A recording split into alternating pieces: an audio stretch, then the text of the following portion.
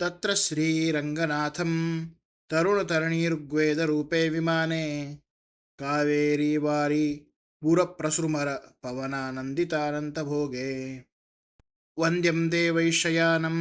द्रुहिणभवमुखैरिष्टदं राघवेन्द्र सानन्दं तं प्रणम्य प्रकटितयुभवं तां निशामत्यनैषीत्. राघवेंद्र हा राघवेंद्र गुरु तत्र त्या श्रीरंग क्षेत्रामध्ये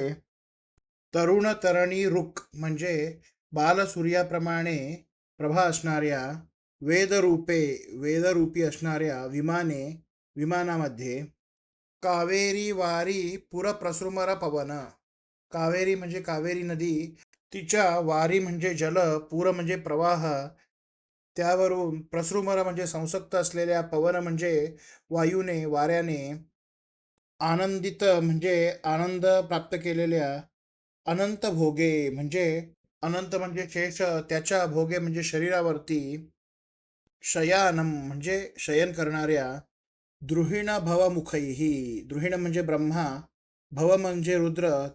मुखैही हे ज्यांचे प्रमुख आहेत अशा देवतांकडून, वंद्यम म्हणजे वंदनीय असलेल्या, इष्टदम म्हणजे अभिष्ट देणाऱ्या, प्रकटित विभवम म्हणजे ज्याने आपले ऐश्वर्य प्रकटित केलेले आहे अशा श्रीरंगनाथाला, तम त्या परमात्म्याला, प्रणम्य नमस्कार करून, सानंदम म्हणजे अतिशय आनंदाने, ताम निशाम म्हणजे त्या रात्रीला, अत्यनैशीत म्हणजे व्यतीत केली. नारायणाचार्य येथे राघवेंद्र स्वामींनी जेव्हा श्रीरंगनाथाचे दर्शन घेतले त्या आनंदाचे वर्णन करतात. नारायणाचार्य सांगतात की उगवत्या सूर्याप्रमाणे कांती असणाऱ्या आणि वेदस्वरूपी विमानामध्ये विराजमान असणाऱ्या,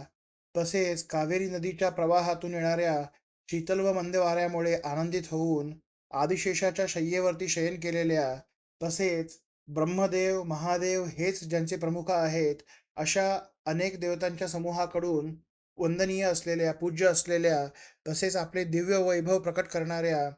आणि भक्तांना इष्ट देणाऱ्या अशा त्या श्रीरंगनाथाचे राघवेंद्र स्वामींनी अत्यंत आनंदाने दर्शन घेतले, त्याला नमस्कार केला आणि ती रात्र तेथेच व्यतीत केली.